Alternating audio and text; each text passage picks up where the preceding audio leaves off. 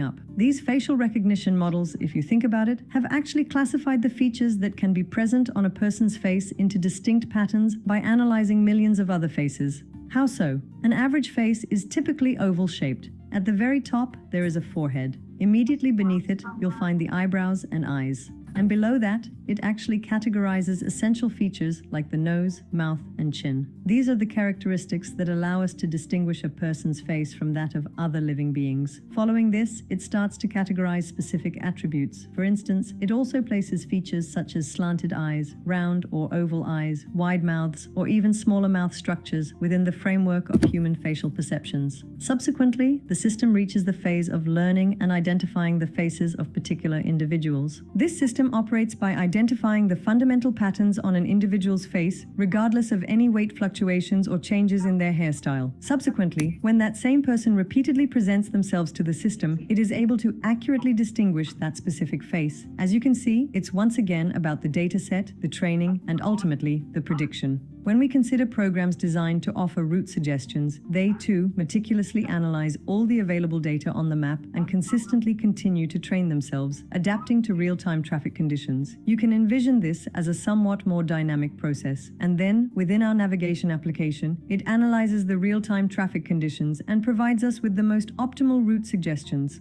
Large language models underpin automatic subtitles for languages such as Turkish or English. Thanks to these large language models, it can analyze the audio in a video, specifically the sounds within the sentences spoken, and then extract the most fitting subtitles for the sentences contained within these sounds. The spam model is one of the latest models developed, and it has progressed tremendously today. Spam filters are actually one of the most useful AI examples, often without us even realizing it. These are actually models that work by analyzing the emails we delete from our inboxes without us even looking at them. And then, in the background, they move them to the junk folder so they won't appear to us anymore, and eventually delete them after a certain period. As I said, they significantly save us from email traffic and clutter. Of course, this feature can be turned off. There are many more examples of artificial intelligence in our daily lives. These 4 were merely very brief examples for you. Now let's take a look at the journey of artificial intelligence up to the present day. It's actually not a very new concept at all. Back in the 1950s, a pivotal paper published by Alan Turing introduced the profound question, can machines think, into our collective consciousness? In that very paper, Alan Turing meticulously laid out specific criteria that a machine would need to meet to be truly considered a fully fledged artificial intelligence. This truly created a significant and lasting impact within the engineering and scientific communities of that era. Not long after, the Dartmouth Conference takes place, and at this conference, very important researchers from different parts of the world gather to seriously and realistically address the idea of developing artificial intelligence. Subsequently, as we moved into the year 2012, deep learning algorithms truly began to make a significant entry into our lives. We can confidently say that this development introduced algorithms into our lives that are capable of accomplishing far more than what standard machine learning could achieve. Among these remarkable advancements, we can certainly count the profound revolutions that have occurred in fields such as image and speech recognition.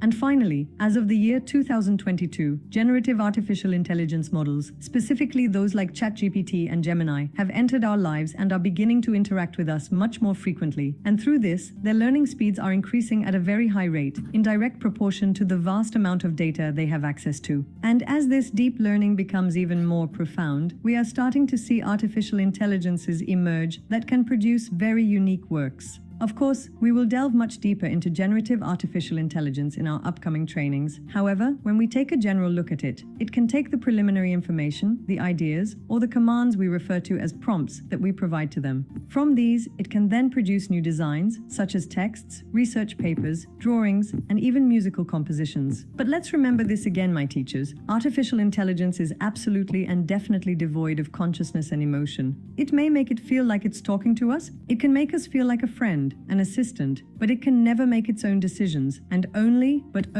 calculates mathematical probabilities. As I mentioned, we will be examining how it does this in depth. We've now reached the end of this training session. We've generally gotten acquainted with artificial intelligence. In our next meeting, we will be discussing the myths and facts about artificial intelligence. However, I have a request for you. I will be opening a forum discussion for all of you on the teacher platform. And in that discussion, how would you explain artificial intelligence to your class? I would like us to discuss together how you would answer the question, what is artificial intelligence, to your students. Until our next meeting, goodbye for now, my teachers.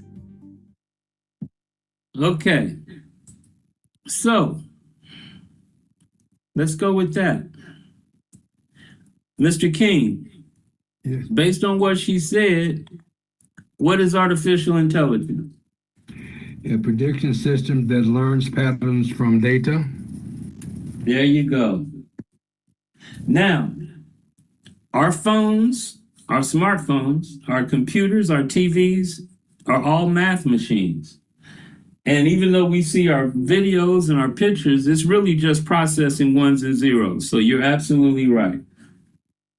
If we look at it, with artificial intelligence here on the left, you have prediction machine, pattern recognition, mathematical structure, lacks consciousness, definition in nature.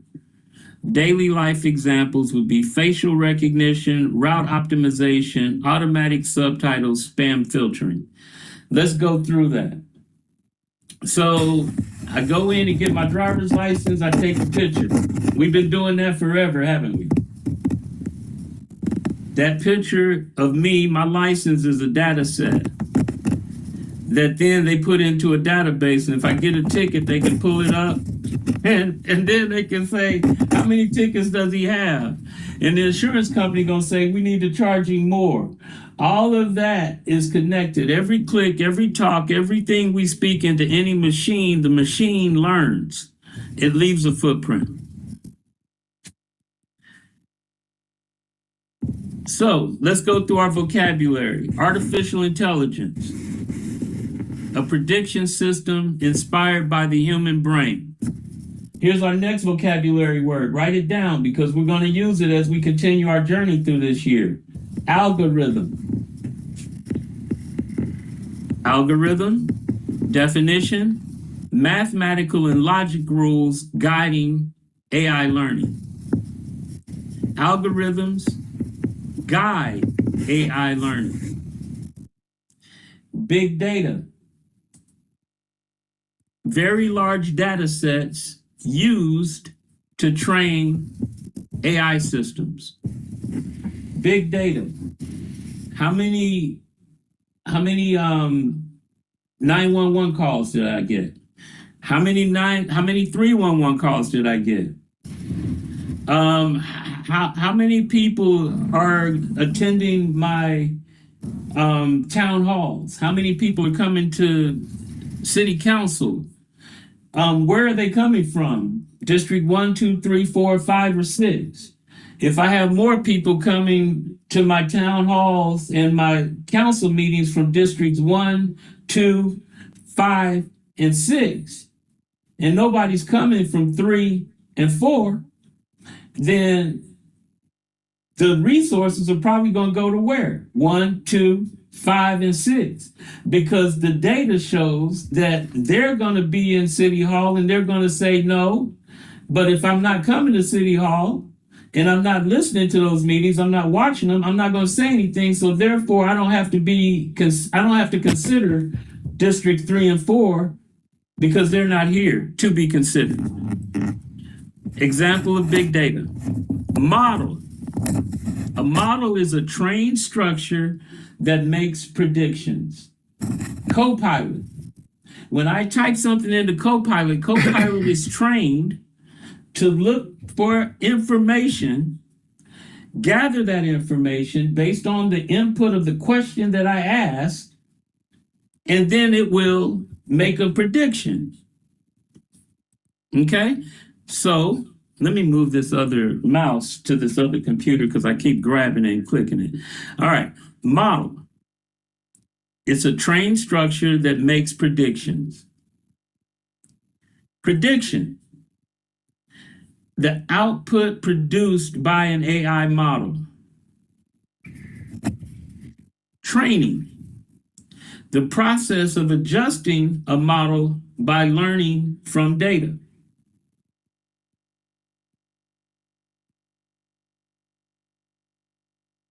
Output.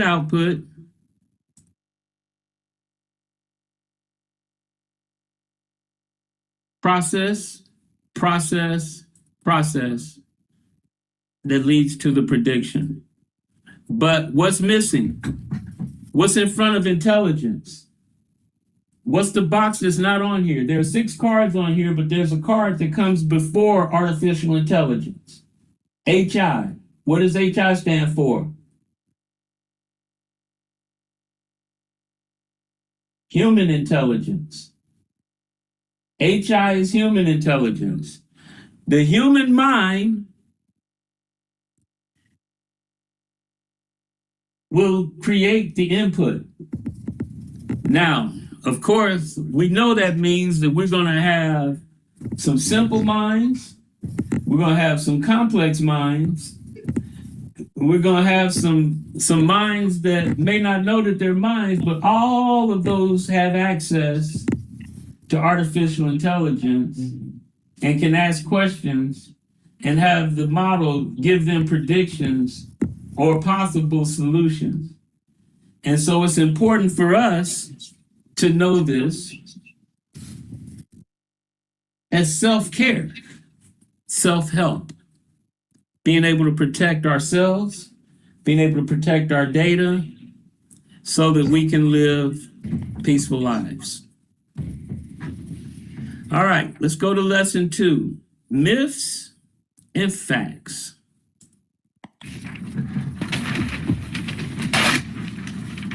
This guy says, will AI take my job? At this point, everybody can come off mute. I think we got everybody pretty settled right now. Hey, Miss Atkins, good to see you. Will AI take my job? Students will misuse AI and learning will collapse. Is AI dangerous? Well, let's start with the is AI dangerous? The answer is yes, but so is electricity. Right. So is a car. So is jumping off of a 1,000-foot cliff. But my human intelligence protects me from AI dangerousness. Will it take my job? Yeah. If your job is repetitive, if your job is if your job is one where you hire me and you're going to pay me to do a job, but to do this job, you have to tell me what to do. And then when you tell me what to do, if I have a problem, I'm not going to think about how to solve it. I'm going to come to you and say, hey, how do I solve this problem? Because this came up while I was doing this job you wanted me to do. So you take yourself away from that and you teach them and they do it again. And they come up with another problem. Hey, another problem here. What do I do? Well, you're going to finally say, you know what? AI, I can give them this job. And if it runs into these problems, it'll look at it and say, you got a problem. This is what I see. This is the problem defined. And here are a couple of solutions for you to consider. Because now we're back at the HI mode where I have to look at those and I have to say, do I have the resources to do this excellent suggestion? No. So what's my next solution? What's my next solution until I get to one that I want to move? So again, human, will it take your job? The answer is yes, but only if your mindset is, I'm not going to try to solve any problems. I'm not going to try to learn anything. I want a job where I can go in and people can just tell me what to do and I'll do it and they'll pay me. Those days are gone. Students will misuse AI and learning will collapse. Students will misuse AI and learning will collapse if A, the student allows that to happen. I don't want to learn anything. I just want to ask and you give me the answer and I'm going to write the answer down. I'm not trying to learn anything. I'm just trying to finish, which will be the way they live the rest of their lives. Students will misuse AI and learning will collapse. Yes, if the head of that classroom, the teacher of that student, doesn't make sure that that student doesn't allow misuse of AI and let AI just give it the answers and the student's not learning. The bottom line is these 3 myths become fact, yes, or they become myth, no, based on the mindset of the human. There's 7 individuals I see in this picture. All of them are wired differently by the master electrician above, so they're all going to look at things differently, but they all have control over their domain. The problem that we have, and it's a video that I showed, and I'll probably close with this, is we are being conditioned to do repetitive stuff. We're not being conditioned to come up with our own problems, come up with our own solutions, or put in the work and accept the failure that every product that we buy, that we use, has had to go through before it got to market in a position for us to be able to consume it. Go to the next slide. Myths of artificial intelligence versus facts, the truths behind them. It's often discussed through strong headlines, dramatic stories, emotional reactions, or protests, because corporations are wanting to put data centers in our communities. That's what we hear all the time. We'll watch this video. We'll discuss the myths, the fears, the reality. We'll look at how does AI work. We'll look at common concerns, and I'm using the word teachers. Replace teachers with just us. Roots of AI concerns, speed, uncertainty, media, common myths versus facts, new role of us as consumers and users and utilizers of AI. In our AI Utilization Bootcamp Week 1, I showed a video that connected education and industrialism, and we also went back through the first 4 industrial revolutions so that we can understand that all of us now are in the 5th industrial revolution. The problem that we have now, and I say this because we missed the first one, the second, the third, and the 4th revolution. We missed those. And the problem that we have now, we can't miss this one, is that this revolution is going to move light years and light speed faster than the first 4 put together. And so we're talking about Industrial Revolution 1 in the 1800s, 1700s to the last one in the 2000s and where we are now. It's going to move faster.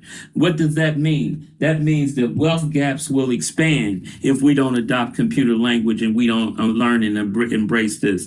That means education gaps will expand. That means resources will shrink because jobs will go away. The new skill set for the jobs that'll appear, because every job that goes away, 5 more will appear. There'll just be 5 more jobs with different skill sets. And the main different skill set of the new jobs to compete in this digital economy: problem solving, critical thinking.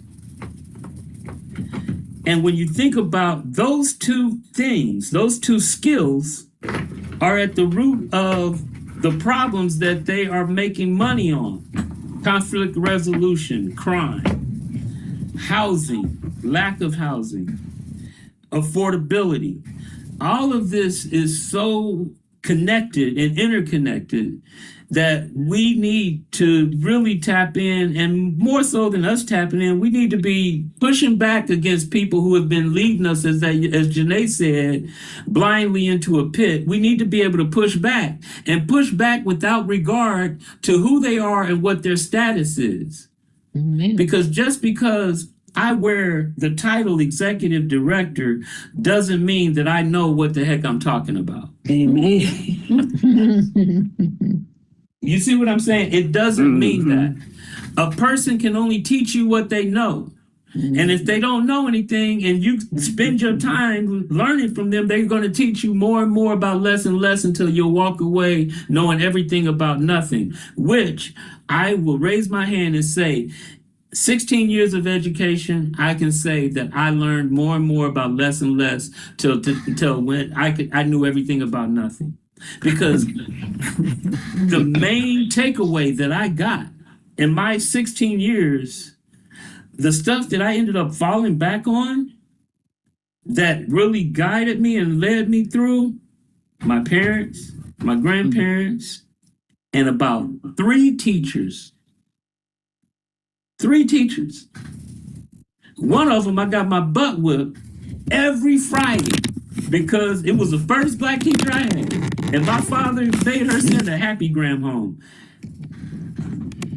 English, math, social studies, grammar, spelling, A's. Makes good use of time. Talking in class, U, unsatisfactory, N, non-satisfactory. If I had one U, one N, I told my father, I said, you whooped. I told my father, I said, you whooped the A's out of me for every Friday. You would think I would learn better. Yeah, Lisa say, boys are dumb, we mature late. You would think I would learn better. You know what my father told me one year before he passed? We were sitting on the porch. He said, they didn't challenge you enough. I said, yeah. If I finish my work 20 minutes before everybody else, and the teacher don't say, well, do this so you can, I'm going to talk. Especially if I think I'm a class comedian. And so I got whoopings for being me. So we'll go to that later. Let's go on to the video. Hello, dear teacher. In this video, we'll be looking together at the mythical ideas about artificial intelligence and the reality behind them. Perhaps you've also come across them in your daily life. Artificial intelligence will one day take over the world or take our jobs away. Or, if we look at it from a more class-focused perspective, students will now have AI do every assignment, and teachers won't be able to control it. First of all, I must state this clearly. These kinds of thoughts are very natural, very normal. Research from all around the world also shows that many teachers are falling into similar concerns. So, what is the actual amount of truth in this? Let's take a look at it together.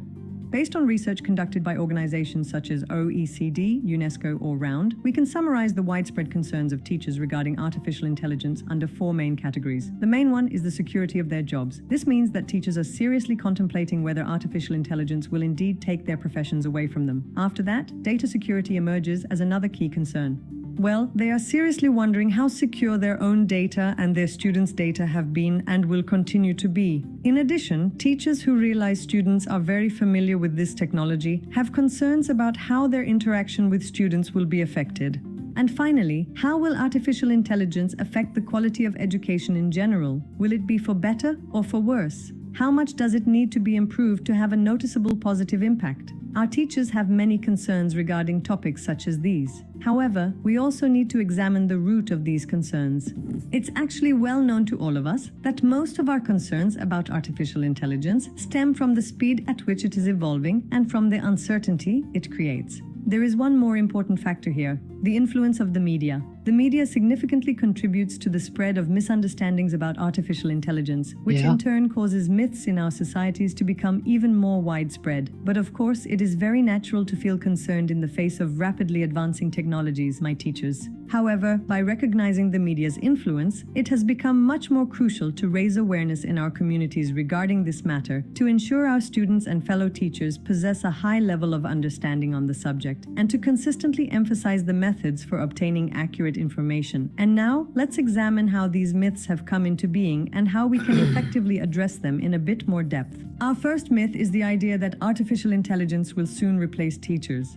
International research shows us that this technology won't replace teachers, but will take on some of their workload. This means the teaching profession won't vanish. Rather, it will be a great tool for us to focus on more valuable tasks like guidance and curriculum design. Just as the calculator, in its own time, did not eliminate the necessity for a mathematics teacher, we can approach this situation with a similar perspective. Artificial intelligence technology, much like a calculator that simplifies certain tasks for a math teacher, will simplify some tasks for all teachers. Our second myth is about the idea that artificial intelligence is always watching or tracking us, the feeling that artificial intelligence is keeping us under its gaze. This myth is also a common misunderstanding. The reason for this is that when we're having a conversation with a friend, or when we conduct some research about a certain topic on the internet, very similar things immediately begin to appear on social media or other similar platforms. And these kinds of situations actually feed into this idea. But in reality, artificial intelligence isn't watching us. In truth, artificial intelligence itself doesn't possess the ability to track anyone on its own, because the only thing it truly needs to see is data. If there's no data, artificial intelligence isn't a system that can operate. You can think of this just like an empty notebook. A notebook cannot write a single line about you by itself, can it? However, if you write something into it, then words are formed there, and that information can be changed. Artificial intelligence, in fact, operates on this very same principle. It can only process the specific information that has been provided to it. It can't create its own. Unless additional data is provided, it is hardly possible for it to monitor, recognize, or form an opinion, or rather, make a prediction about a student, a teacher, or an entire class. Therefore, the privacy and security issues here don't lie with the artificial intelligence technology itself, but emerge based on what data is shared with it, by whom, and for what purpose.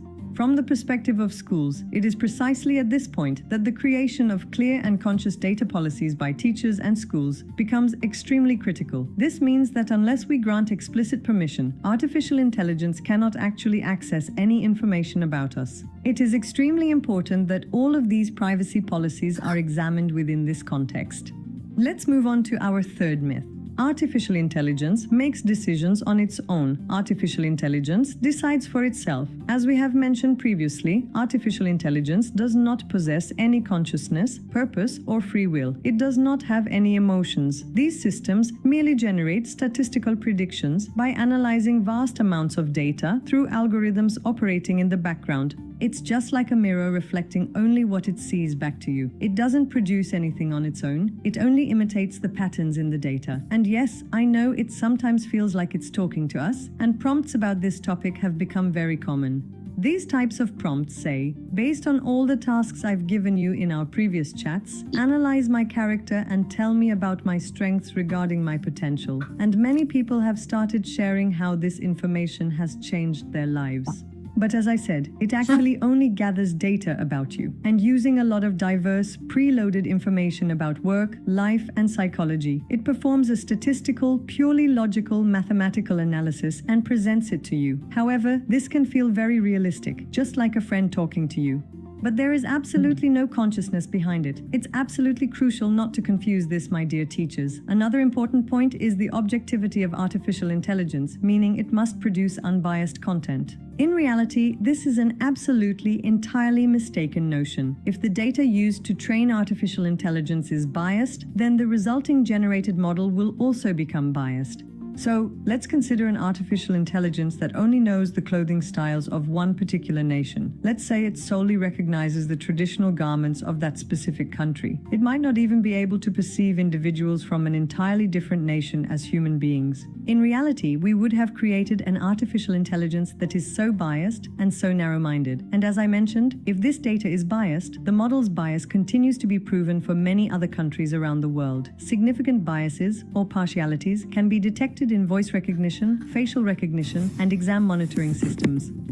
The critical thing here is to question how broad a perspective the decisions made by artificial intelligence truly possess, and absolutely not to allow its outputs to be blindly accepted. And for us, as educators, it is incredibly important to reflect this very perspective to our students, to raise them with this important, crucial awareness, my dear teachers. Our fifth myth is actually on a topic quite parallel to the previous one, that all information provided by artificial intelligence is always accurate. Well, actually that's not the case, because you see, AI is programmed to produce an output no matter what, and sometimes the analysis of the data or the data presented to it can ultimately lead to erroneous interpretations. It may not be able to perceive data coming from different perspectives, and as we've mentioned, since it's been programmed to always produce some kind of output, it can sometimes generate information for us that is incorrect or even completely made up. We refer to this phenomenon as hallucination. You can think of this like a student who is very confident but can be completely wrong.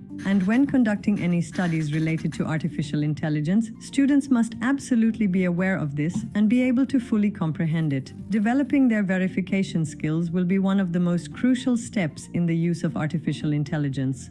Your guidance on this will also be an incredibly important contribution to your students. Now, let's turn to our sixth myth in this video. Artificial intelligence is dangerous. It shouldn't be allowed in classrooms. There are even countries that accept this as policy today. Yes, this isn't entirely a false myth, as you know. Of course, there are definitely risks involved, as is the case with every technology. But these risks don't actually stem from artificial intelligence itself. They are not risks originating from the technology, but rather potential risks that can arise from the way that it is used, just like with the internet, for example. Instead of just prohibiting it, developing secure and safe usage habits will help students prepare for the future in a far more effective way. It will also be our crucial responsibility as educators to instill this very approach in our students during this entire process. So, how will all of these changes and developments ultimately affect the teacher's role? How will the teacher's new role shape up in the future? How will it develop and progress in this era of artificial intelligence? In reality, it has been a very long time since the teacher was the only one who conveyed information.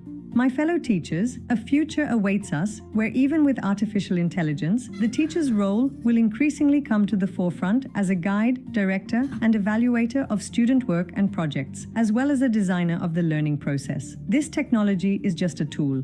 The teacher will be one of the leaders guiding the use of this tool. To give a brief summary, artificial intelligence is a powerful supporter, but an unconscious tool. I'd like to repeat this, teachers. It is just an unconscious tool. And since it's data-based, data is the most critical factor. To work effectively and give accurate answers, it needs high-quality data. And we must emphasize again here that the teacher's role hasn't ended, but has changed to something else.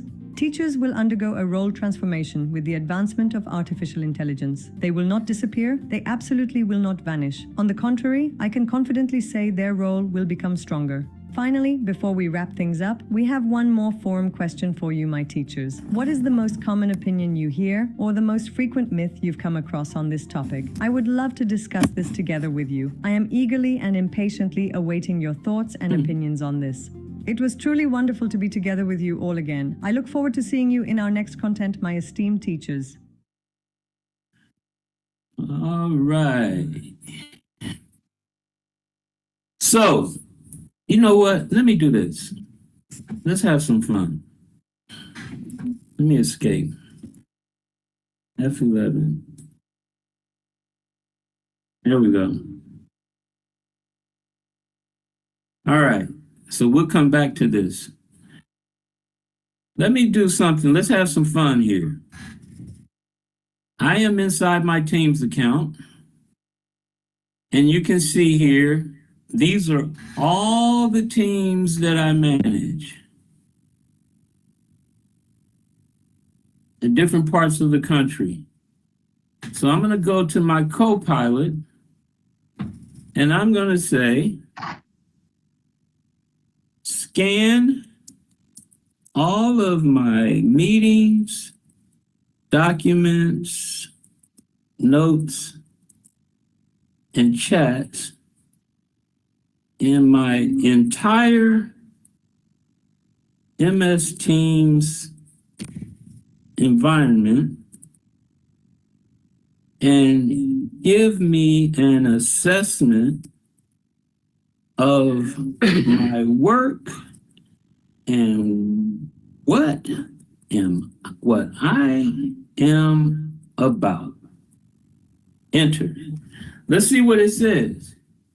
Lining things up. There was my HI. I asked it a question. It's looking, it's planning, multi-domain search, it's searching through everything. I wish I could make my screen larger so you could see. Determining how to score and categorize. I completed a scan across your Microsoft 365 artifacts, files, meeting notes, and project materials. Here's a grounded, evidence-based assessment of your work and what you're fundamentally about based on strictly what appears in your environment. Not what you do when you're not in this environment, only what you do in this environment. And it is kicking out all of this stuff. And when it gets done, I'm going to ask it to just summarize. And it gives me an important transparency note. I did not find large volumes of chat, email sentiment.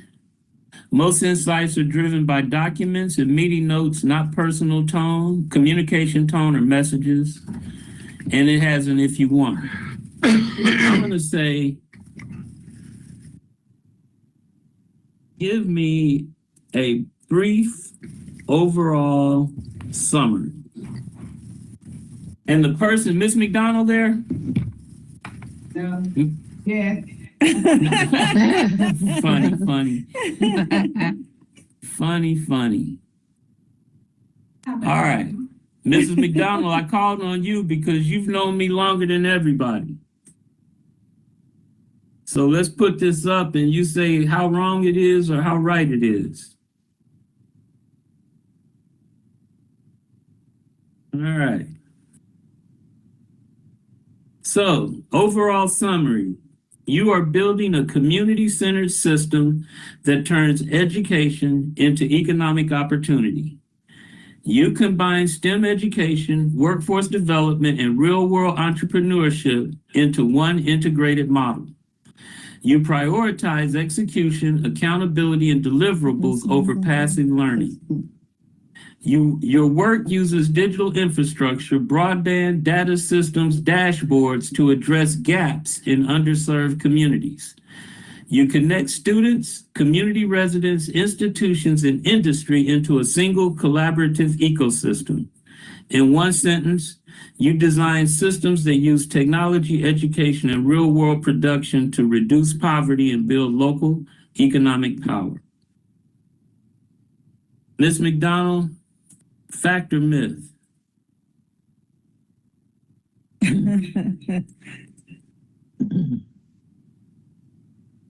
Or at least he's trying. All right, let's get our notes out. We'll jump on. Ms. McDonald won't answer. It must not be true. AI will. He said yes. He said yes. Oh, I didn't hear. Okay. I had to watch Ms. McDonald. AI will replace teachers. Fact or fiction? Fiction. Fiction. It can't replace teachers. Teachers are the human intelligence. It only redistribute workload. AI can support routine tasks. Teachers can focus more on guidance, feedback, and design. We want to know this because we want to protect ourselves and we want to be able to understand who we're giving our data to and what are your inputs on output that generates outputs. I didn't do. AI is watching us. Is it watching us? Fact or fiction? Fiction. AI can't directly observe people. It can only process data. It cannot function without data. Risks depend on what data is shared and how. Risk depend on what data is shared and how that data is shared. Importance of clear school data policies. AI makes its own decisions. Fact or fiction? That's right. AI has no conscience or free will. Even though AI may say, that's an excellent question, William. And that's an excellent idea. And here's why. Yeah, it ain't really my friend. And it ain't really saying that. It is looking at facts and it's going to give you facts. And the facts it gives you could or could not be the answer that we're looking for. It all depends on what? What was input, There we go. The inputs, the human intelligence. And again, I go back to it. Remember, we had that exercise I had everybody do in class. When I said 99.99% of the people on this planet Earth, if you pose them the simple question, what is technology? They will give you tablets, smartphones, internet, all of the applications. They will give you all of this stuff, and it's all wrong. The main technology, the number one technology that's driving this world is the human mind. and how simple my mind is, how complex my mind is, what data sets I intake that dictate what my outputs are going to be. I had this conversation. If I sat and I watched Fox News all day, Fox News is a data set. If I watch CNN all day, CNN is a data set. If I watch MSN all day, MSN is a data set. If I just watch one of those channels all the time, then I am being fed one data set. And my output and how I move through life is going to be based on that one data set. And so if I just take one data set and I live my life through that one data set, that is the equivalent of a simple mind. And we can go in our Bible and it can talk to us about simple minds all the time. So we need to be able to look at multiple data sets as humans so that we're moving with this much information as opposed to the information of one data set that I'm consuming every day, all day, 365. And then I believe that that data set is myth. I mean, it's fact. And the other data sets, which I haven't even taken in, but I know that they're wrong. So AI can only produce statistical predictions. It reflects patterns in data. Human responsibility remains central, and that is key. For me, my family, myself, I understand that I have responsibility in my mindset, and I was taught and conditioned not to take from one data set. And I think the person I had this conversation with, and I didn't realize it was my father. I asked him a question going to church. I said, well, why do people act the way they do? And then we were in church. He said, son, you go to church. You're with people who have like minds, like beliefs. You take the good and you pitch it and you you take the bad, you pitch it and you keep the good. And that's what we have to do. But again, if we're only getting one data set, we ain't pitching anything and we're living by that data set. So we as a community, we as a culture have to do more. And if you heard that lady, she hit it on the head. We're rushing blindly to a pit. We don't have to go in that pit. That's a choice. All right, number 4, AI is unbiased. Fact or fiction? It is biased. It can be.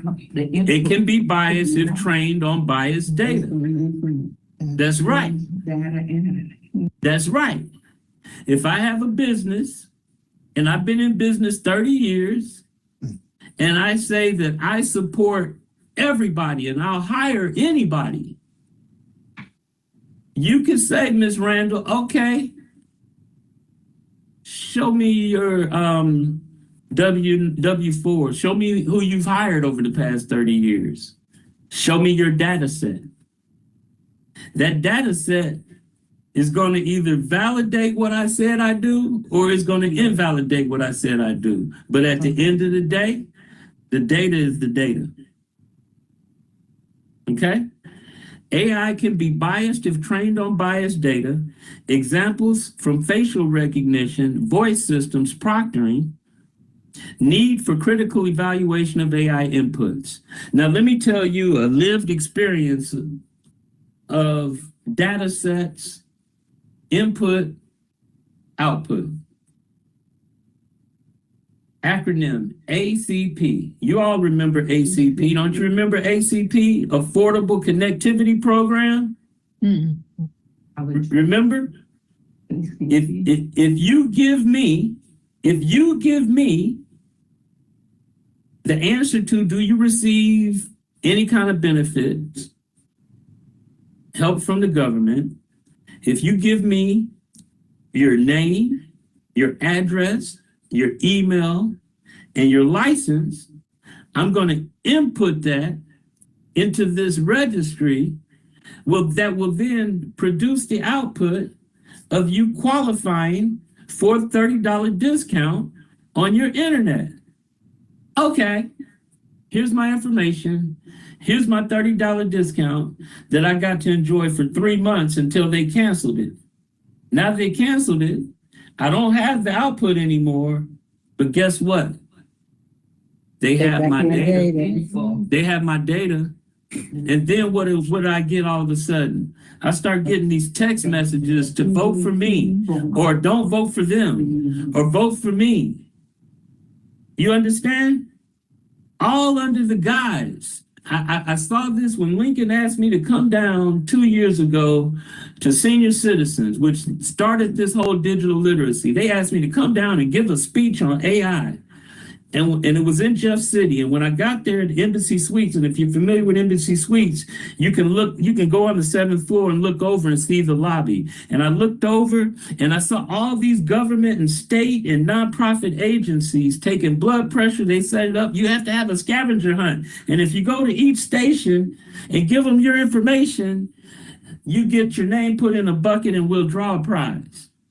And I'm looking over and I'm saying, you're asking me to give a talk on AI, and I see all of these senior citizens from St. Louis, Kansas City, Jeff City, Columbia, getting their blood pressure taken, giving them their name and number, and the people are writing it down. There was no digital technology even from the intake. So I changed my mind. I said, no, I'm not going to talk to them about AI. I'm going to talk to them about digital fluency. And I redid my whole speech. And I promised them that we would have digital literacy classes, and Kansas City's the only one that took me up on it. Just because I say I'm here for you, don't mean I'm here for you. Just because I say I have something good for you, doesn't mean that it is. It's maybe better for me than it is for you, which was the case in the ACP. It worked out very well for all the people signing people up. And the people that got signed up, they got higher bills and no place to go. And nor the people that talk to them or around them saying this is another solution to replace that previous solution. Just facts. AI is dangerous in the classroom. AI information is always correct. It's an S on the end of that, shouldn't be. Right. AI, can it be correct or incorrect? It can produce incorrect or misleading outputs. Keyword, hallucinations. AI mistakes are called hallucination. I drink too much wine and I consider myself talking to my dad, I'm having a hallucination. It ain't real. Importance of verification skills for students is crucial. They're not teaching our kids. If you teach that it's important to verify, then that means you're teaching to research. You're teaching to look at multiple solutions. You're teaching that the first 3 answers may not be the best, or it may be the best in those 3, but you may not have the resources needed to execute those 3. So you don't quit and say, well, I can't do it. You look at the others and you figure out how to do it, and you keep doing it until you come up with an answer. That's critical thinking. That's problem solving. And if I connect it to crime, that's conflict resolution. AI is dangerous in the classroom. Fact is true or false. Which one? Both. It could be both. It can be true, it can be false. But ultimately, the dangerousness relies on who? The human and The human mind. HI. You're absolutely correct. The human intelligence. You're absolutely correct. There's an old thing in our community, in our household, like now they got these little plugs that they put into the light sockets to keep kids from poking them in. When I was a kid, that wasn't the way it was. That wasn't how I did my son. Go ahead. Don't do it. And then when he do it, I didn't have to tell him not to do it anymore. That socket told him. The socket verified and validated my information that he didn't want to take. I gave him the data set, but he chose not to do it, right? Parallel with internet use. Safe, guided, and ethical use of AI is important. In order to do something safely, in order to be guided, I have to be tapped in and ethical. That's integrity. Integrity is doing the right thing even when nobody's looking. And you'll always come out, regardless of how bad they say you are. All right, ready to move on to lesson 3? Yes. Oh, no, we have some questions here. I want you.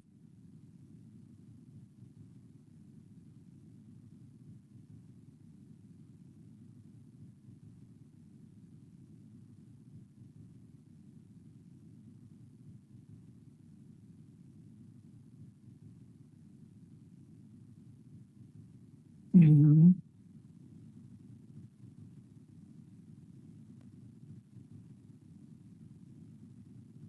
So we shall answer these questions.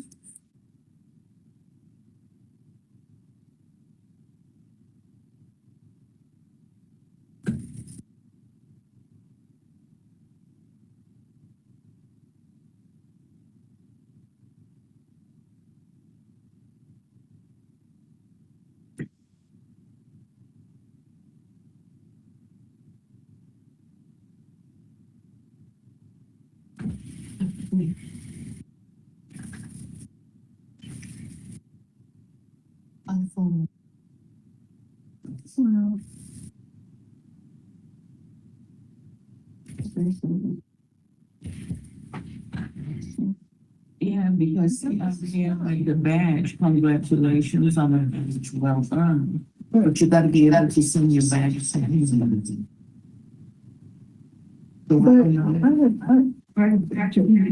Because I wrote, I got to the final Right. the 21st, and so when I had to do the 60 test, and he just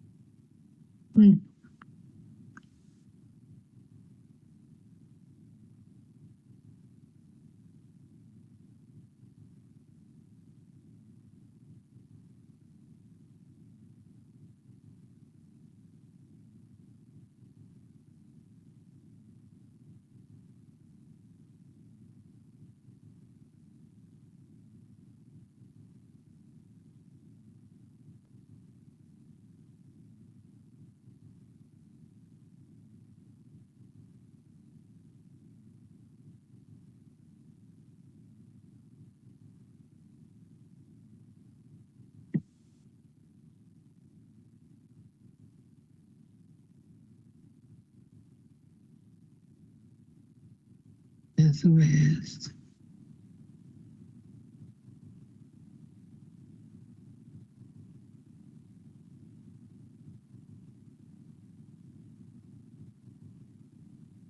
Are you all able to hear me? Now, You couldn't hear me that whole time? no. Wow. Okay. I'm sorry, y'all. Why didn't somebody say something? We were trying to. Okay. All right, let's go back then. I just gave a whole lesson 2, and y'all didn't even hear it.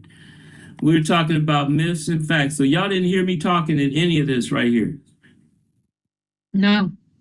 Wow. Okay. I am so sorry. All right. Well, we'll do it again. It says click and see people's thoughts. That's why Mr. King got up. I asked him a question and he got up and walked away. Wow, I'm terrible. Okay. Here we go. Will AI take my job? Yes or no? Students will misuse AI and learning will collapse. Is AI dangerous? Those are all true and they're all false. Will AI take my job? Yes, AI will take your job if you're repetitive. I'm not muted. Mr. Wells, Yes, ma'am.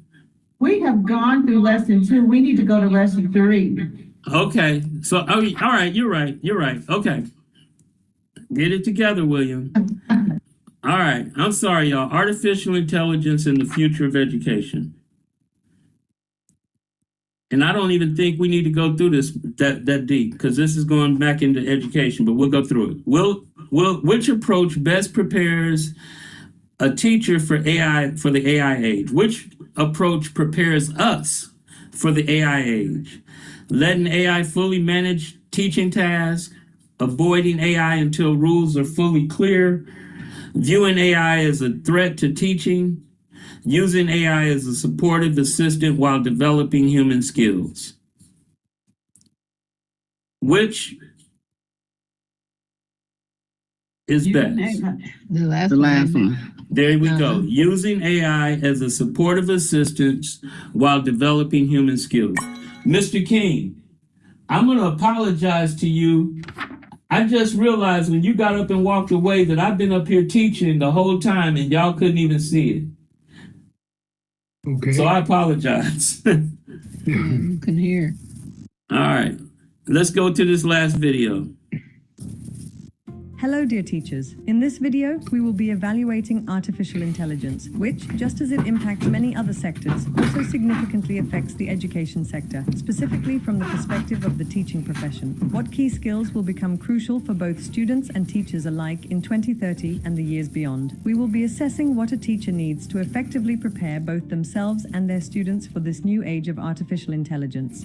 When we speak of the future skills of both teachers and students, we will, in fact, also be addressing the very future of education itself. And as we evaluate these particular skills, we will be jointly exploring both the evolving needs of our students and which specific future skills will become most prominent for both students and their educators alike.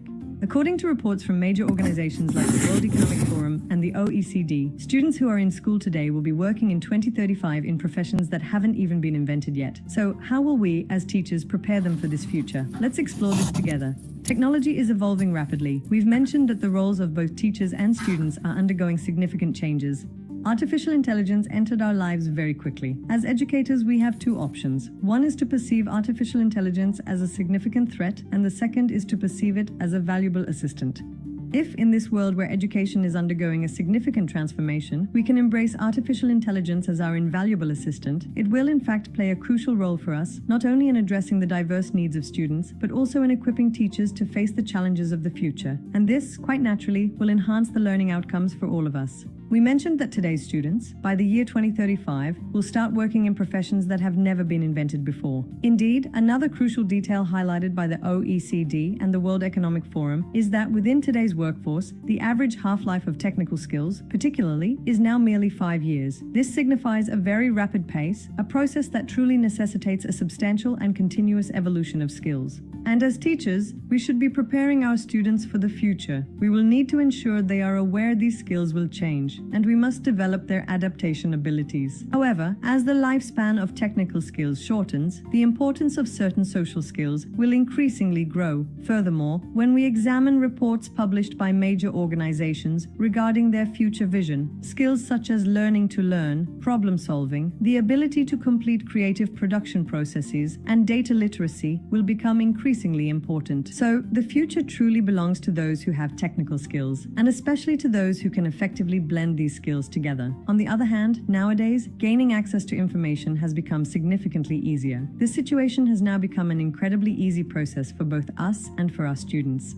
What students truly need now is not simply the presentation of information to them, but for them to gain the abilities to properly make sense of the information. To achieve this, they seriously require strong media literacy skills. What exactly are these? To be able to select and analyze correct information, to be able to distinguish correct information, being able to ask the right question, which is actually one of the most important emerging skills for artificial intelligence use. This is directly proportional to problem solving. And on the other hand, being able to use technology according to your needs at the right time time, in the right way, and in a conscious manner. We can identify these as the three most crucial steps students must focus on when trying to make sense of this information. As a result, the teacher's role is now transforming from merely transmitting information to becoming the person who designs the entire learning experience more than ever before. And in this evolving new role, we can discuss four fundamental impacts of artificial intelligence on education. The first of these is personalization. The next point is reducing the teacher's workload. Another is enhancing creativity. And then comes shaping the assessment. Let's take a... I want to pause right here. There's a gentleman that sponsors our summer camp every year for the past 4 years. And I talk to him quite often. I look at him as a mentor. And I realize that he's having a whole different conversation and he's utilizing AI. So he's probably 70, maybe 70, 80. 2 weeks ago, he told me I made my first website in a day. I used to have to pay and it would take months. Now I'm telling my son to look at and track 65 energy companies, because energy companies will power data centers. And it hit me that there's a whole nother conversation that people are having that we're not. And if I go back, she just said teachers' role is changing from transmitting information to being a facilitator and a guide. And I found that interesting, because we talk about data sets, and the data set that you consume is your outputs, and the outputs of how you live your life are going to be that way. So just wanted to hit on that point. That's a very key point. When we examine the potential for personalization, many AI systems capable of assessing a student's learning pace, their engagement, and their existing knowledge level on a given subject, and subsequently providing us with specific recommendations, have already become a significant part of our daily lives. And for educators, this truly emerges as an incredibly valuable assistant, making the whole process much easier. These systems can also individually report to us which specific subjects a student is struggling with. This way, our ability to detect these issues becomes incredibly fast.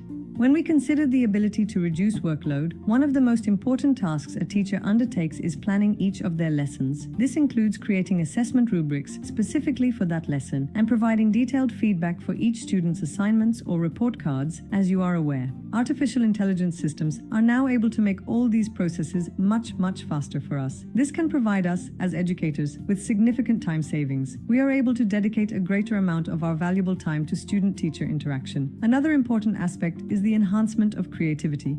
These are also helpful when we're preparing our lesson materials. For instance, when working on story-based projects during the story creation stages, or if we're teaching in a more technical field, like our coding activities, or in a project development process for project-based learning, or in the materials we prepare for our lessons, such as visualizations, presentations, and infographics, these tools provide incredible help. However, when we arrive at the stage of shaping the assessment, there is actually a change involved. A time period is coming where we can leave result-oriented modifications to artificial intelligence. As teachers, we will be able to evaluate the process more comfortably, and it actually creates an opportunity that truly resonates with us, allowing us to easily monitor the individual development of each student. So, my fellow educators, this technology won't replace a teacher, but it will expand a teacher's areas of expertise. It's not replacement, but rather empowerment. This empowerment will allow us to teach in a way that we find much more fulfilling. And if we look at the vision for 2030 and beyond, research tells us teachers will have 3 new main roles. The role of a learning designer is someone who considers all learning as a process, plans the course flow or learning experience. Another role is that of every teacher actually becoming a technology guide, enabling students to use artificial intelligence safely and consciously. And finally, as we just mentioned, it's about being the one who guides students in social skills. This involves the critical role of being the individual who helps students acquire and truly grasp those essential skills that artificial intelligence simply cannot replicate, like empathy, clear communication, and strong ethical leadership. As is always the case, this significant change and transformation initially brings with it a sense of anxiety for us, which is perfectly normal. This is a very common sentiment. However, we can eliminate the effect of these anxieties through actions we take, starting with small steps. So, what could these steps be? We can begin with the artificial intelligence tools offered by the Twin Teacher platform. For example, we can have artificial intelligence write a part of our lesson plan. For a project or an assignment, we can generate a rubric, or we can simplify a complex text for our students. In the next step, it begins to transform into an assistant for us. And here, rather than wondering, in which job should I use it, we can reach the point of, I can definitely benefit from artificial intelligence in this job in this specific way. And automatically, after using it for extended periods, we can acquire the skill of asking better questions. It's actually this easy to start with small tasks and then turn them into our greatest helpers. As we near the end, one last request, my teachers. I request that you share with us an artificial intelligence practice you've implemented in your classroom under the forum topic we've opened on the teacher platform. In this video, guided by our research and the vision of how the future will unfold, we discuss the future of the teaching profession. In our next video, we will be addressing the topic of artificial intelligence and ethics within the context of the classroom. All right.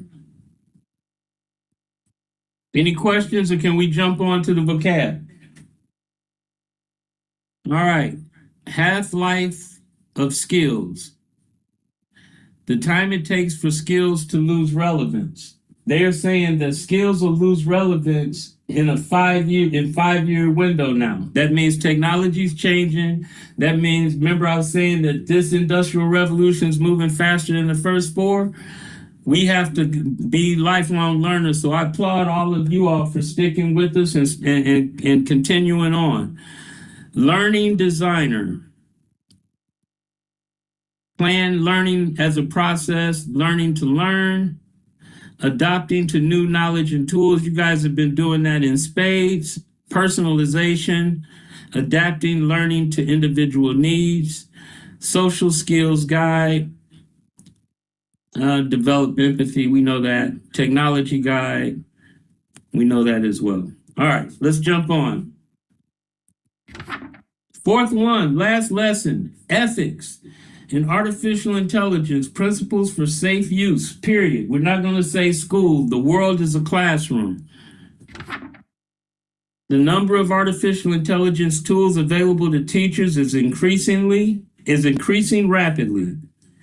They're used to create content, review work, support learning, and students are using them for their assignments. I just graded six scholarships for the AKAs, and the subject was on AI, and it was interesting. And you could tell who used AI and who didn't use AI, or who used AI incorrectly and who used it properly. Properly is I'm not using it to write my paper. I'm using it to help me write a more complex and a clearer, articulate my message clearer. Improper use is, here's my paper, it produces a result, I copy it, I paste it, and I submit it. All right, so we're going to focus on the ethical guidance. Using AI in ways that are safe, responsible, and aligned with learning. We'll go over the role, the rise of AI tools, the need for ethical guidelines, use, correct, safe, and ethical use, which is the goal, ethical, why the ethical rules matters, 5 ethical principles for AI, from theory to practice, golden rules. And we're all students, so I don't want to keep using the student word, but we'll use the word students, creating a class AI agreement. Hello, dear teacher. You must have noticed that the number of artificial intelligence tools has increased considerably. There are tools in many fields. We use them both in our daily lives and in the classroom for developing content or reviewing our students' work. Some students have even started using them while doing their assignments. What ethical guidelines should we observe when integrating artificial intelligence tools into our classrooms? How should we guide our students in their correct use? What are the opportunities and what are the potential risks? We will be discussing these in this video. Through today's content, we actually aim to offer practical suggestions for integrating artificial intelligence tools into your classroom and lessons. Before we begin, have any of your students ever approached you with the question, "Teacher, I did my homework with AI, but I'm not sure if I did it wrong"? A student who admits to using artificial intelligence but isn't quite sure about it. Actually, we've long passed the point where we could prevent students from using artificial intelligence, my teachers. Because we cannot restrict their access to it, we also cannot stop them from using it as they wish. As educators, to enable them to use artificial intelligence in a way that is truly correct, safe, and most importantly, ethical. In the future, for our students to acquire these skills, this consciousness, this awareness, it will become more important than anything else. So why is it so crucial to use these rules in an ethical and moral way? Because artificial intelligence is actually an incredibly powerful tool, an incredibly powerful technology. But as this power increases, so too does the responsibility. What kind of risks could there be in using it?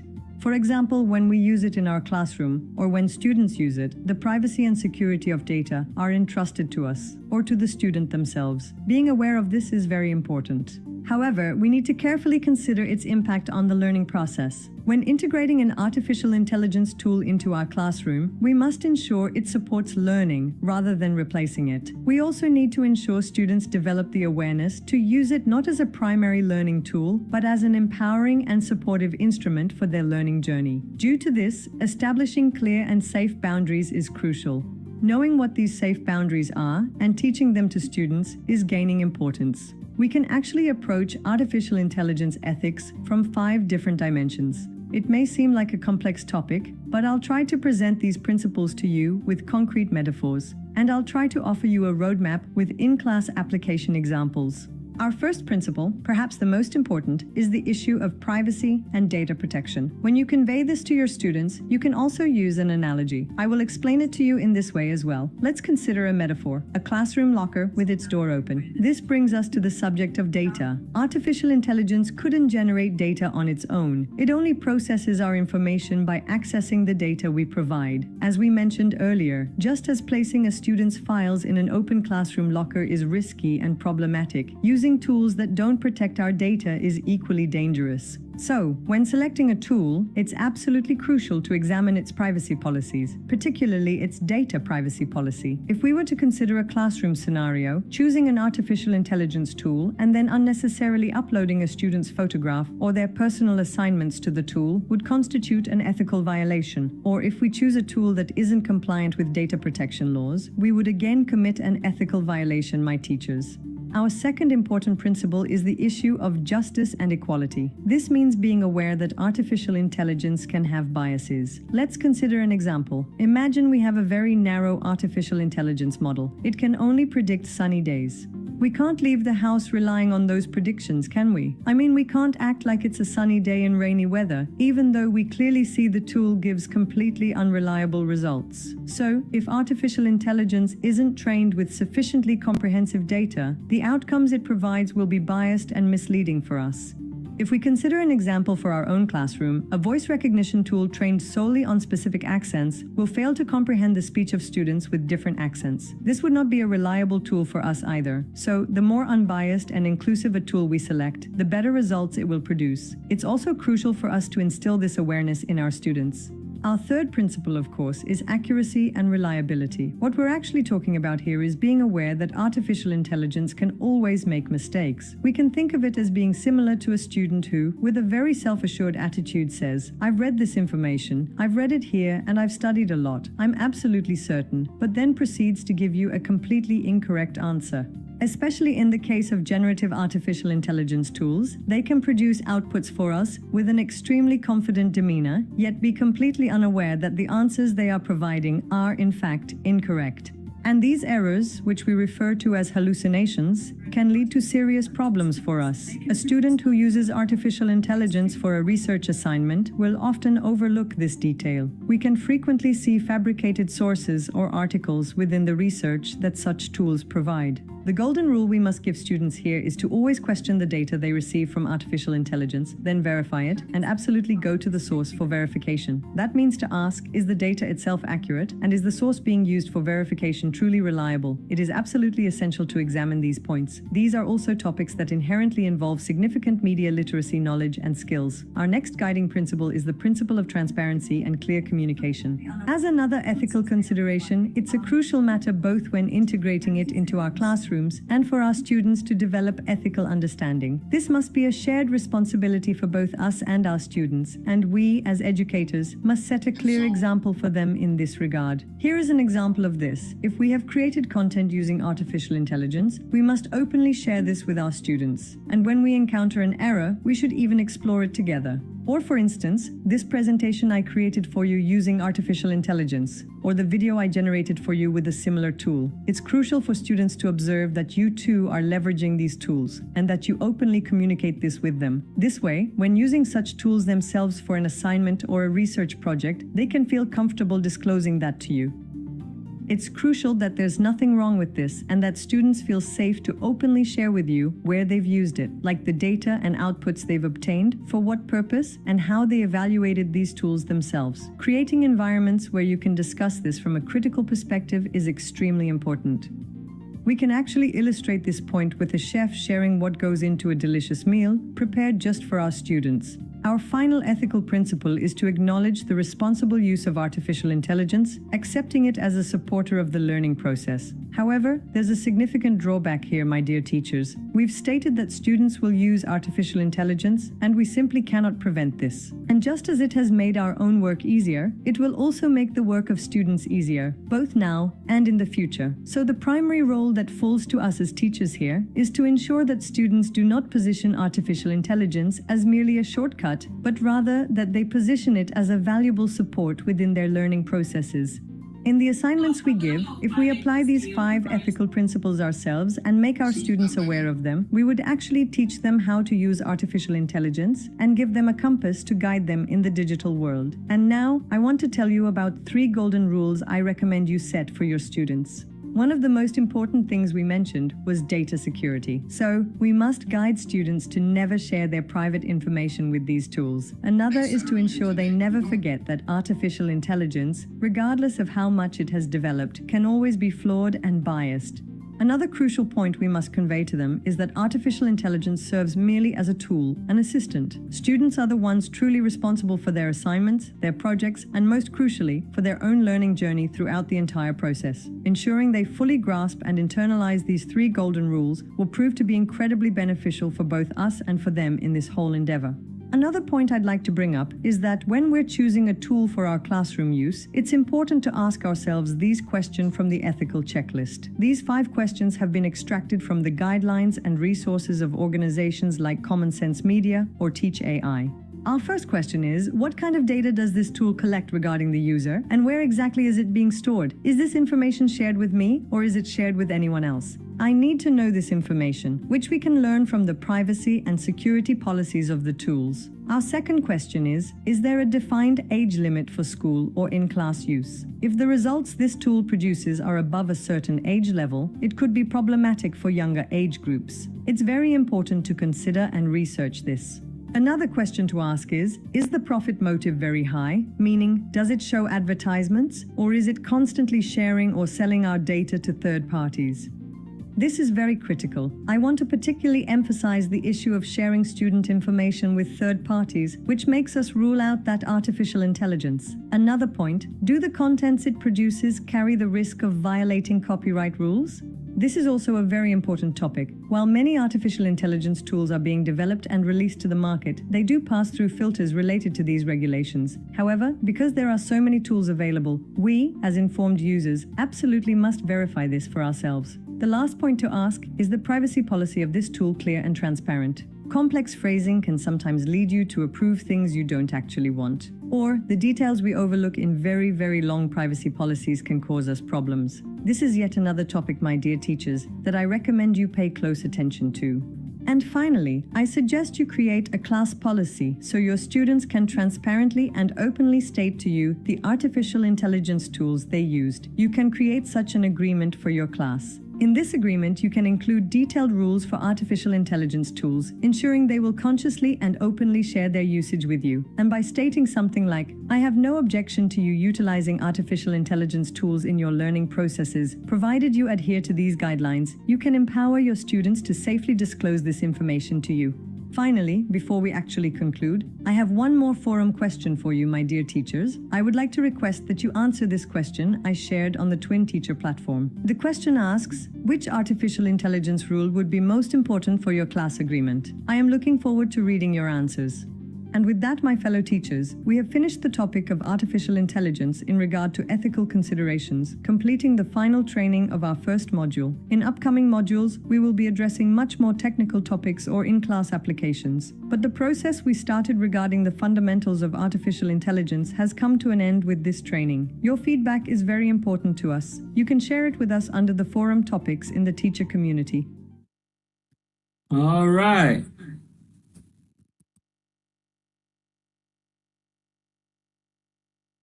So, ethical decisions, privacy, data protection, fairness, equality, accuracy and reliability, transparency and openness, responsible use are the 5 core principles. Student safe usage rules, protection of personal data, verifying AI output, maintain student accountability. I will share these slides with everybody. You're probably using it as you'll use it as you go through your Cisco AI course. Tool selection criteria, data collection policies, storage locations, age restrictions, third-party sharing, copyright compliance, and AI policy model, no personal data sharing. We know that. Let's go to our vocabulary. Accountability. The idea that humans, not AI, are responsible for decisions, outcomes, and learning processes. HI, human intelligence, not artificial intelligence, is where the responsibility for decisions, outcomes, and learning processes lie. Bias, unfair or inaccurate outcomes caused by incomplete or unbalanced training data in AI systems. And it does exist. That's why it's important that our mindset needs to change, everybody's mindset. I don't care if it's Nixa, Missouri, Kansas City, Missouri, Nottoway, Missouri, Nicodemus, Kansas. Doesn't matter. We have to reshape our mindset. Communities and cities have to reshape their mindset to own their data because of the bias that can happen. Data privacy. Protecting personal and sensitive information so it's not shared, misused, or exposed. You guys know that.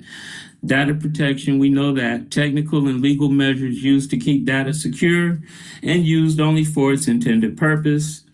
Ethics in AI, principles that guide responsible, fair, and safe use of artificial intelligence in education and work. Fairness, ensuring AI systems treat all people equally, regardless of background, language, or identity. That's why it's important for all communities. I don't care if it's Nixa, Missouri, Nottoway, Missouri, Kansas City, Missouri, Kansas City, Kansas, Nicodemus, Kansas. We all have to adopt computer language to ensure that we have people that are creating AI models ourselves, and not that we're just waiting on somebody to create them and then dictate outcomes that will then dictate the trajectory of our lives. Transparency, clearly explaining when and how AI is used so when users can understand and question its role. Verification, checking AI generated information using reliable sources before accepting it as true. That's why when you ask that question, like I asked a question to look at my data set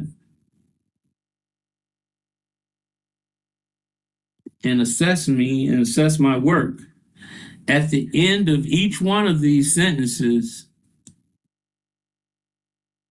it gives the document. This is the data that was completed by UMKC. It gives data to say this is why I say this is where I pulled the information from, whether it's a web link or it's a cloud. Recap of a meeting, they're all there. Okay? I hit the wrong one. All right.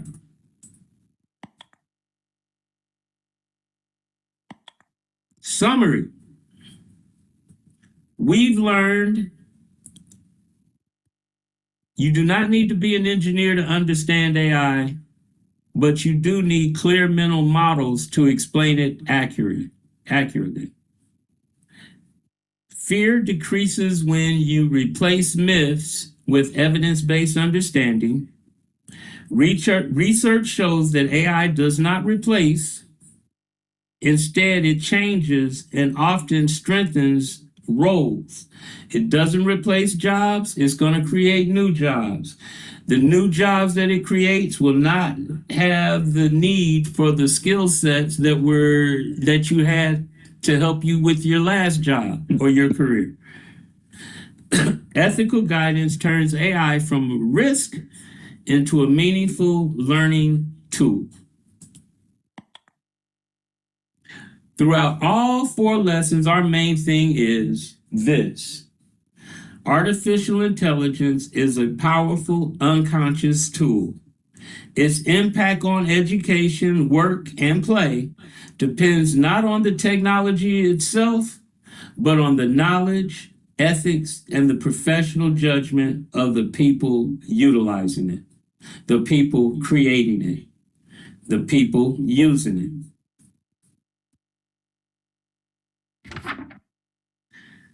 All right, ready to test what we've learned? You guys have to answer this question, so everybody come off mute.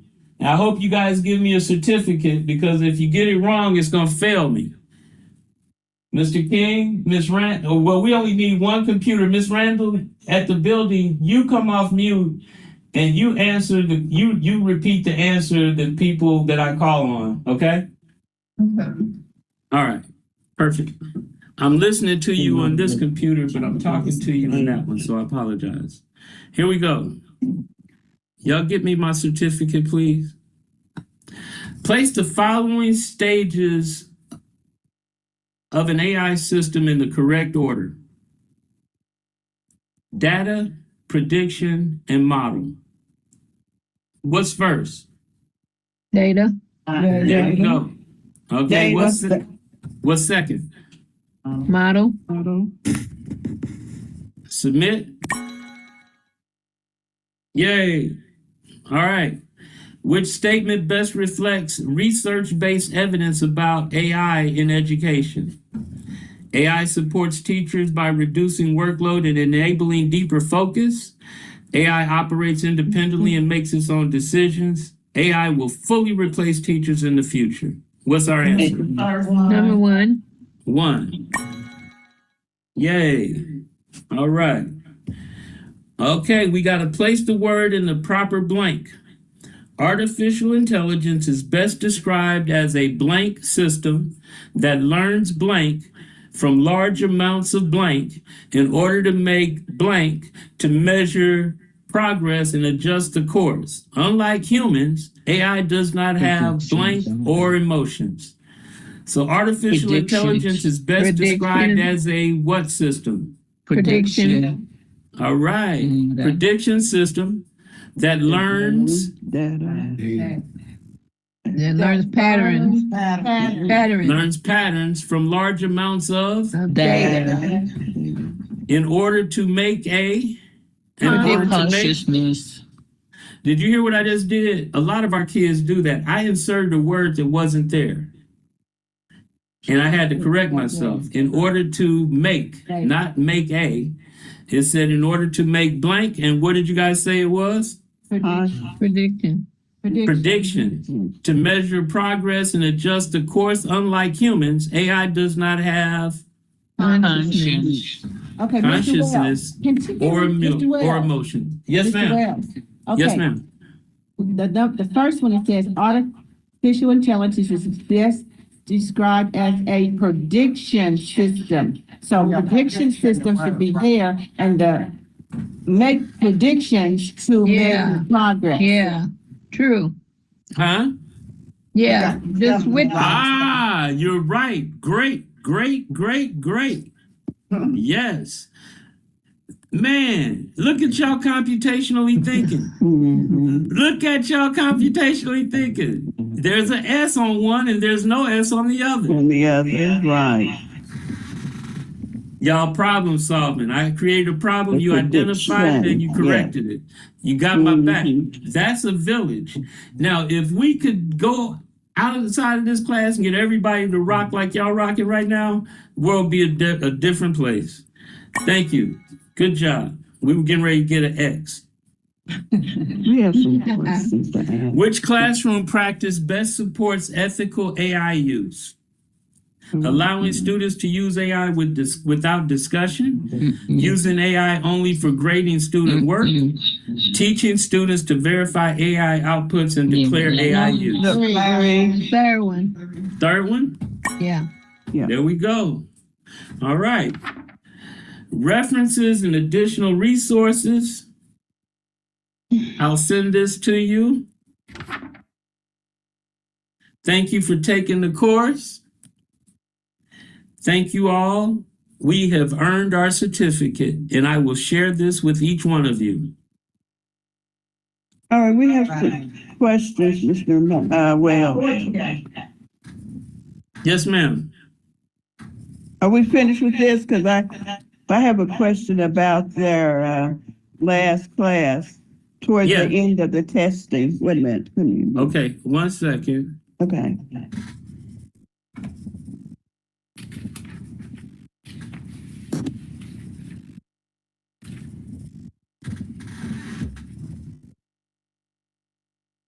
I got a folder right here. All right. Okay, go ahead. Somebody had a question. Hello? Miss Randall. Okay, I'm ready. When I got to the testing part, it came up with these two different lessons. You want to share tests. why don't you share your screen? Oh, And then I can see what you're explaining. oh, I missed that. Okay. Well, to make it sure, on the ending of the test, there was a final assessment. Turn your mic down. Oh, Turn your mic down. Not you. Turn your mic down. I'm not on. I'm not on at all. I'm not on. Is she on? that's her mic doing it. It's her.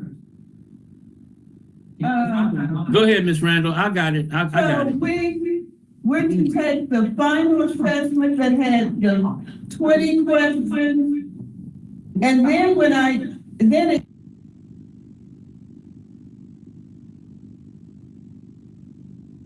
I accidentally muted you. You need to unmute again. I'm sorry. I did that, Miss Randall, by accident. Okay, go ahead. You're still muted. So I need to know on that badge part, it came on those two different tests where we had to pay for a badge or it had a code. No, you don't pay. No, I didn't do anything. So I need to know, is the final assessment that had 20 questions, is that it? And Yes, ma'am. okay, that should be- and then how do we get to the badge? I didn't see what Well, when you complete it, hold on, let me look and see where you are. Hold on. Because I completed it. and I guess I thought I So now, so how do I send him this to show him that I completed it? right. Oh, you got the badge there. he sees everything we do on his computer. So it's excuse me, honey. So the badge will show up on my computer. I didn't see that. So Is anybody there that's got their badge and completed it? well, Yeah, this here. tell him who you are. Okay, Jennifer Thomas, I have my badge on the screen, but I don't know how to send you the badge to show that I completed the class. Oh, okay, no worries. Let me tell you what to do. Let me pull up my badge real quick. And Let me I share my didn't screen. see mine, but. That's okay. We'll get to it. We'll get to it in just a second. All right. So move. Okay, This is my badge right here. This is the state you see, right? We're not, we're talking about Cisco. I know you are. I'm just okay. saying. Let's just pretend like this is the Yeah, Cisco badge, all right. and I Yes, want to sir. save it. So Yeah. I'm moused over it. I'm gonna right click, and I'm gonna hit Save Image As, and I'm gonna give it a title of My Certificate, and I'm gonna save it in a folder. I know I'm gonna save it on my desktop, and then all I have to do is go to open it up and email it, attach it to my email at that point. So you can right click and save image.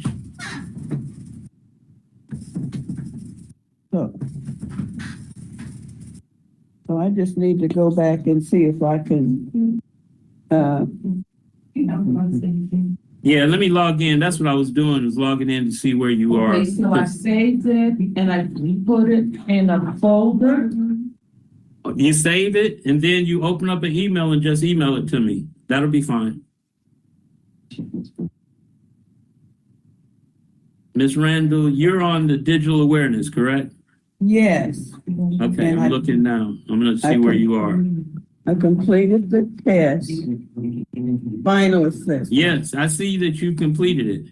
Uh-huh. Yep, I see you completed it. So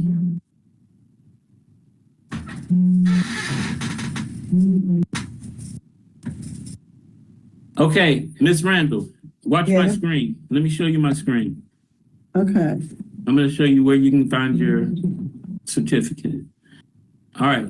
So you're here on the dashboard, Beatrice. right? Yes. If you click on the top where your name is and you scroll Beatrice, give down, me your phone number.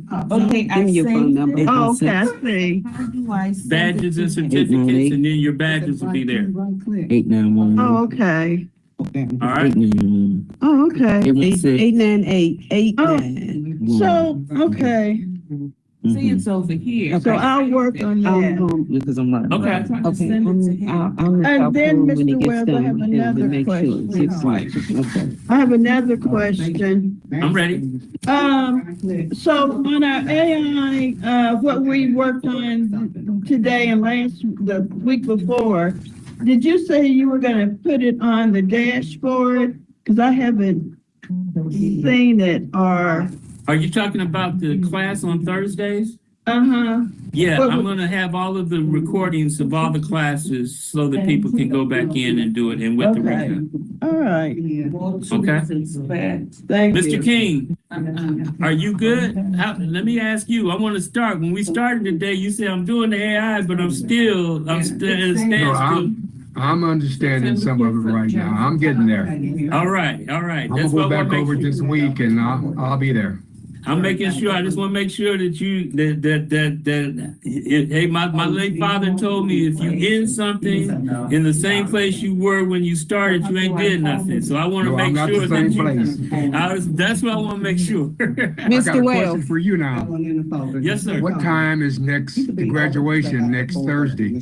Next Thursday, it's probably going to be over lunch, so it'll probably be 11, but I'm going to send out the invitation to everybody. Okay. I'm trying to lock in the luncheon and everything. See, that's what I'm. Mr. Wells, Yes, ma'am. Miss Beatrice here, she has Hey, never Miss been. Beatrice. They sent an email. Tell me what you need, baby. No, I have never. Remember, you started trying to get me on a while ago, and then Miss Donna had to leave, and you were supposed to call me back.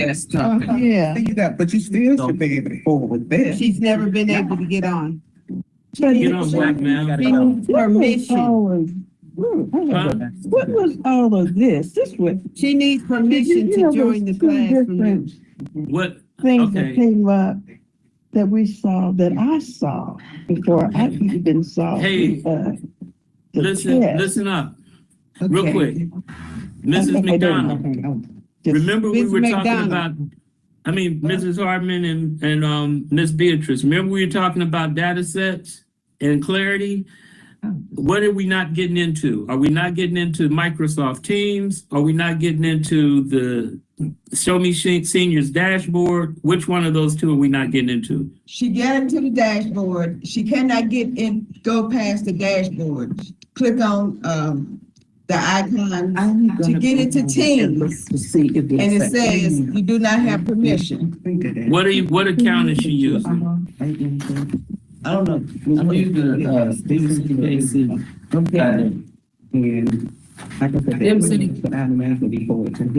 MCDKC.net. Okay. Okay, what's in front of the @ sign is STEMCityKC.net. 786. The address. Oh, it's my email address, BBEA0010. 786. Oh, you well, you completed it. I'm gonna go home and look for the email. But you could also, you should be able, see, I used to put stuff on my desk. When I save it to my desk, then I just go in there, right, click it and forward it. I'm gonna leave because I'm riding with somebody else. So, go somewhere else. Because you put it I can get in touch with you later. Oh, Lord. I'm looking now. Hold on a second. Turn it off. All right, so Miss Beatrice, Yes. I don't have my computer up right now, so Beatrice Crawford. that's right. Okay, Get the email. I see you here. Mm-hmm. And I thought that we logged in as you last week and went through this. No, we didn't. No, we did not. You never called me back for us to complete it. This is the third week. You Hold got on. started and you never called me back. So, Yes. Thank you. and I don't have my computer up. I'm riding with somebody else. They're finna leave, so that's why. And we couldn't complete it last week because it was some of the same thing. I had to leave. Miss McDonald had to leave.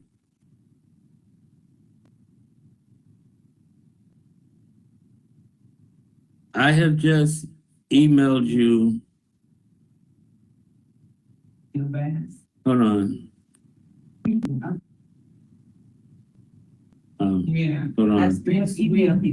I have just emailed you Graduation and. at your personal email, Miss Crawford. Okay. It's BBEA, right? BBEA0010 @gmail.com. All right. I just emailed you a link to my calendar, to my scheduler, so you can schedule a one-on-one so we can put this to bed. Okay. All right. Okay. Thanks. All right. All right, then. Mr. King, you're good. You're going to continue on with AI, right? Yes. Okay, we're good. Tell Mrs. King hello. You're good to All right. go. I think we're done for the day, sir. I'm Okay, sorry have to a let great you go. All right, you too. Thank you. Miss Atkins, how are you? How are you coming?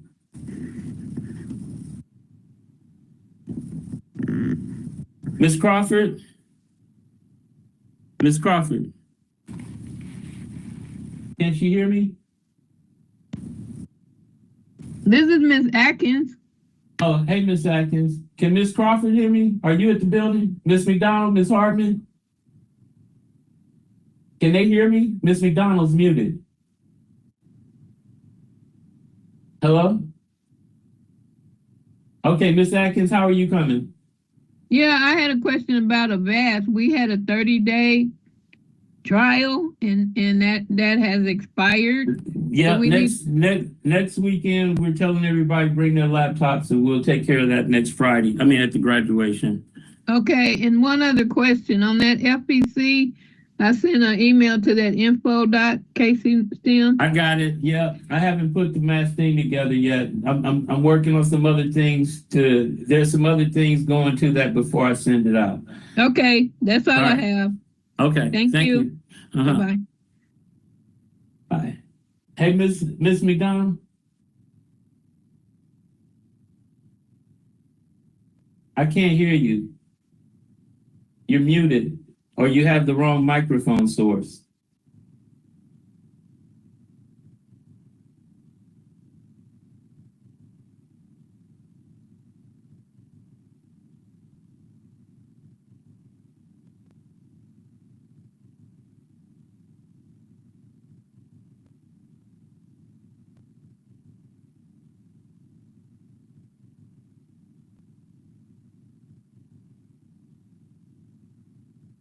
Miss McDonald, I cannot hear you.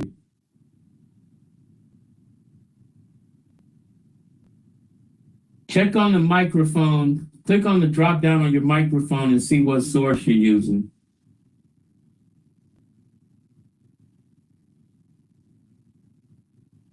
Miss Crawford, be sure you schedule an appointment with me.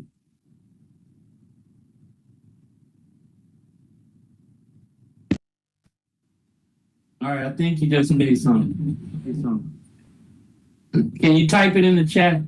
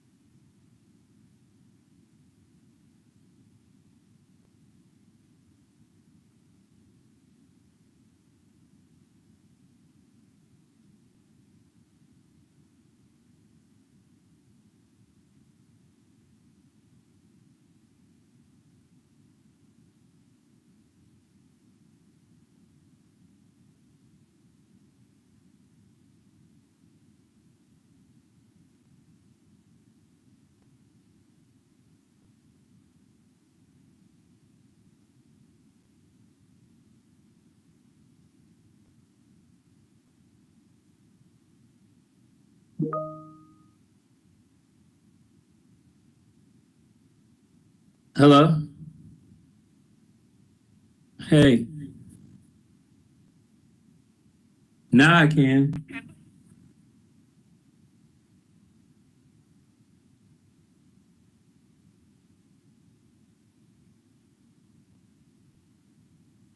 I'm not hearing it, what you're saying.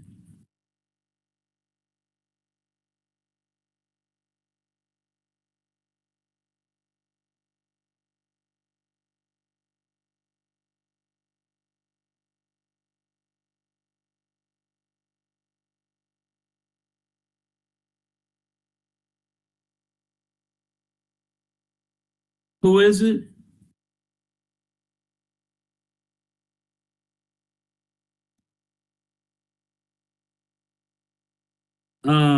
What class are we talking about?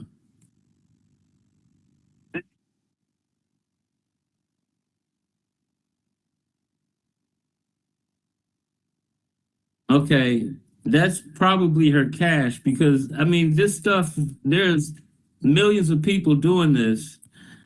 And so it might be if she's getting the same answer, she probably has it's probably a cash issue.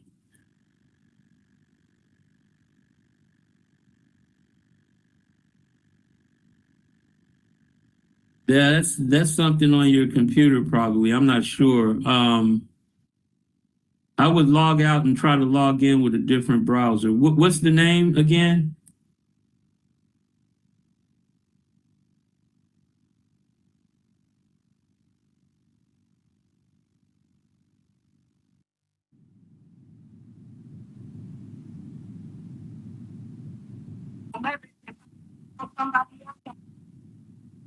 Or I would clear your browser or try a different browser on your computer.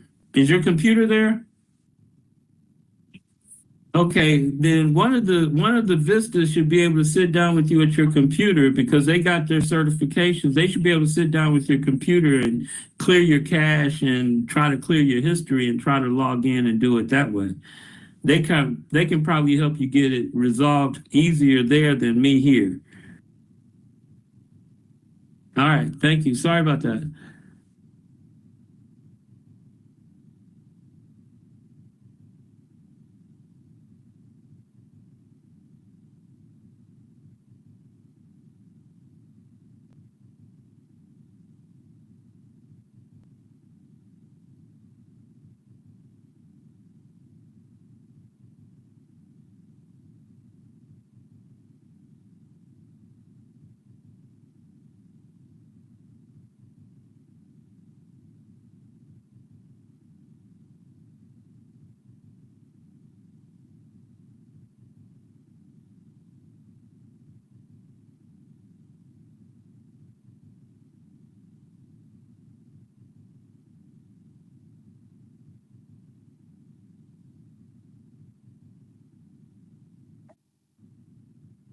I'm good. How are you?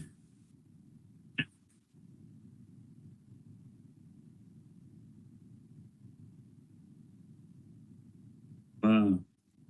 That's a good thing.